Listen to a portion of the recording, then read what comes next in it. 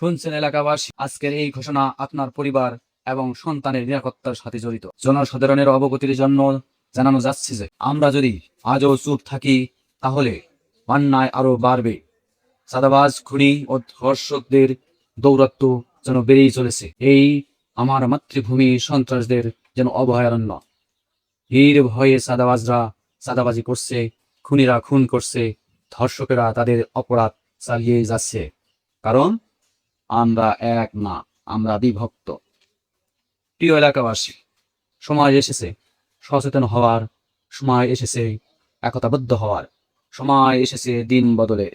মনে রাখবেন, আমরা যদি সবাই মিলে এক হই তাহলে কোনো চাঁদাবাজ সাহস পাবে না, কোনো খুনি মাথা তুলে দাঁড়াতে পারবে না, কোনো অপরাধী কোনো এলাকায় অন্যায় করতে সাহস পাবে না। ভয়ে পাবেন না, কারণ ভয়ে অন্যায়কে শক্তিশালী করে আর একতা অন্যায়কে ধ্বংস করে। সচেতন হন, একতাবদ্ধ থাকুন, অন্যায়ের বিরুদ্ধে আওয়াজ করুন, নিজের এলাকা নিজেই রক্ষা করুন। একতাই শক্তি, একতাই বল, চল রে সবাই চল। একতাই শক্তি, একতাই বল, চল রে সবাই চল।